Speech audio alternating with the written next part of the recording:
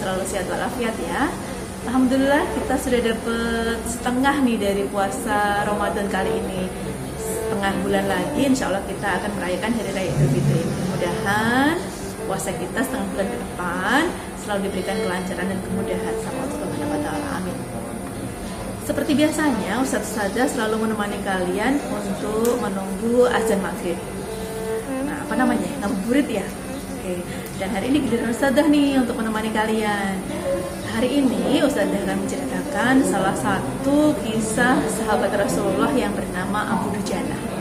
Nah, mungkin tidak begitu populer ya nama beliau dibandingkan sahabat-sahabat yang lain, tapi insya Allah ada hikmah yang bisa kita ambil dari cerita ini. Oke deh, langsung aja. Karena kita minta izin untuk bawa teks ya, karena Ustazah nggak begitu hafal ceritanya. Oke, jadi Abu Dujana ini adalah salah satu sahabat Rasulullah yang rajin sekali ikut sholat jamaah bersama Rasulullah.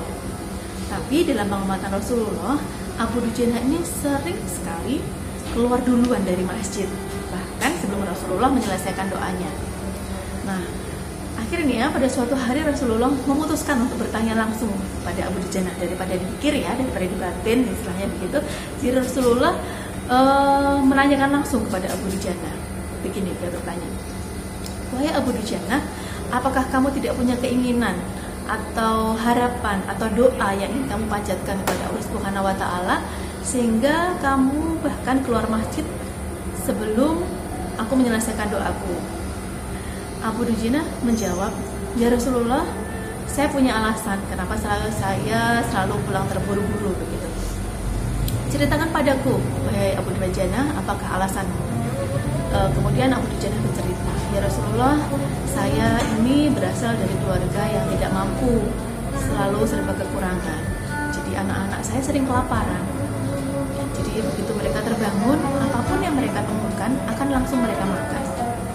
Dan masalahnya ya Rasulullah, di tetangga sebelah rumah saya, dia punya sebatang pohon kurma yang tangkai-tangkainya menjulang atau mengarah ke pekarangan rumah saya gitu.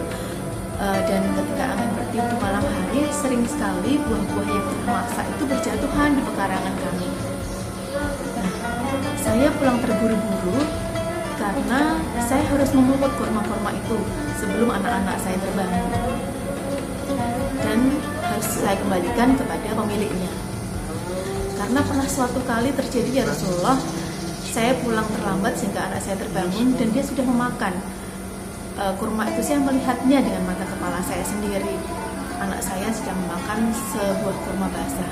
Maka saya keluarkan apapun yang ada dalam mulutnya, karena saya tidak ikhlas kalau anak saya memakan sesuatu yang haram, sesuatu yang bukan hak milik kami. Jadi Rasulullah termenung mendengar jawaban dari Abu Dujana. Bahkan beliau menitikkan air matanya, bahwa ternyata alasan dibalik pulangnya Abu Dujana dengan terburu-buru, bahkan tidak menunggu Rasulullah selesai berdoa, adalah demi menjaga anak atau keluarganya memakan sesuatu yang bukan hak miliknya. Karena itu kemudian Rasulullah meminta Abu Dujana untuk mengantarkannya kepada pemilik pohon kurma itu. Nah, kebetulan si pemilik pohon kurma ini adalah seorang laki-laki munafik gitu. Kemudian Rasulullah berkata kepada laki-laki itu, wahai tetangga Abu Dujana, karena memang di riwayat tidak disebutkan namanya, jadi kita sebut saja tetangga Abu Dujana gitu ya. Wahai tetangga Abu Dujana, bolehkah aku membeli pohon kurmamu ini?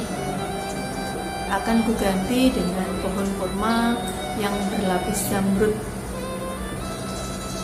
Tetapi si tetangga yang munafik ini dia mengatakan bahwa, ya Rasulullah, saya tidak akan menjual sesuatu dengan janji atau sesuatu yang tidak pasti. Pokoknya saya maunya cash, maunya tunai gitu ya.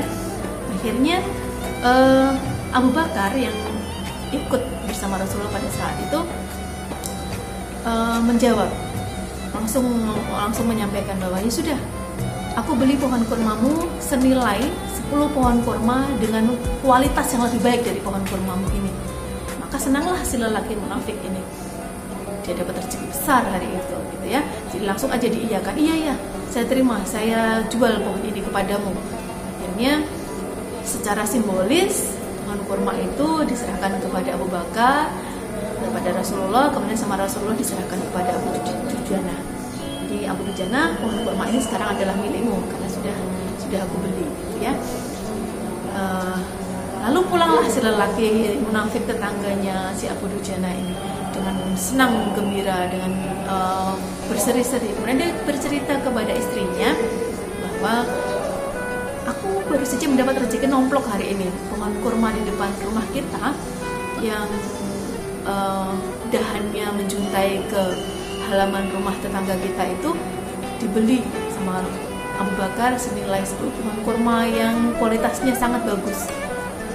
Nah, padahal aku tetap akan memakan pohon kurma itu karena pohon kurma itu kan masih di halaman rumah kita. Jadi pohon buahnya masih akan jatuh di lahan atau pekarangan kita, maka kita akan tetap memakan buah-buahnya dan tidak akan pernah memberikan kepada si Abu Dujana gitu. Si lelaki munafik ini berkata kepada istrinya. Lalu dia pergi tidur, dan ketika dia terbangun, alangkah terkejutnya dia bahwa ternyata pohon kurma yang dibeli oleh Rasulullah itu sudah berpindah tempat, berpindah ke halamannya si tetangganya tadi, yaitu Abu Dujana, dan tidak nampak bekas seperti sesuatu yang digali rata dengan tanah, seperti seakan-akan pohon itu benar-benar tumbuh di lahannya Abu Dujana, seperti bukan dipindah.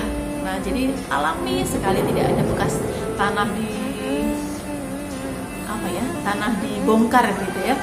Nah, jadi akhirnya terheran-heranlah si tetangga ini. Tapi begitulah kebesaran Allah Subhanahu wa taala sebagai bentuk kasih sayang Allah pada Abu Dujana yang begitu berhati-hati, yang begitu menjaga keluarganya supaya tidak memakan atau mengambil sesuatu yang bukan miliknya.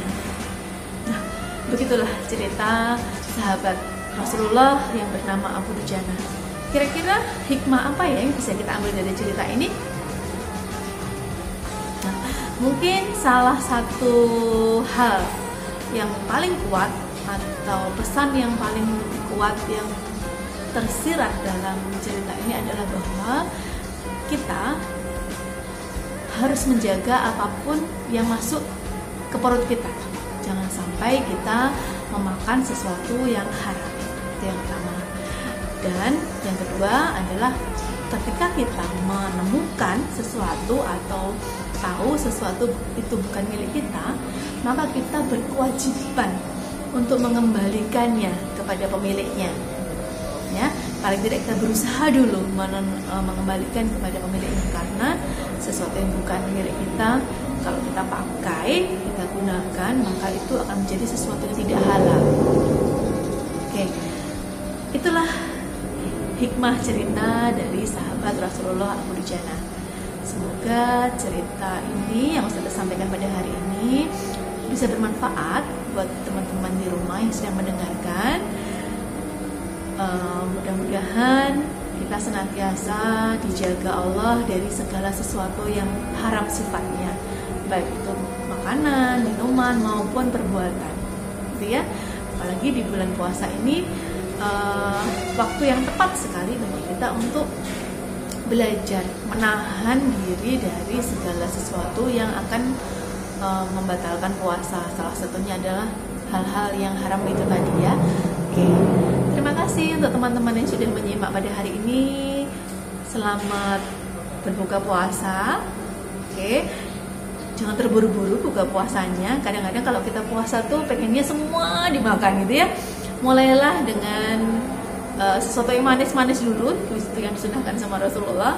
Kemudian laksanakan sholat maghrib supaya perut kita tidak kekenyangan nih kalau waktu sholat. Jadi sebaiknya makan takjil dulu. Kenapa itu ada takjil ya? Jadi makan takjil dulu. Jadi kita sudah membatalkan puasa tetapi kita tidak sampai kenyang. Kemudian kita lakukan sholat maghrib, baru nanti setelah sholat maghrib kita berbuka puasa gitu ya.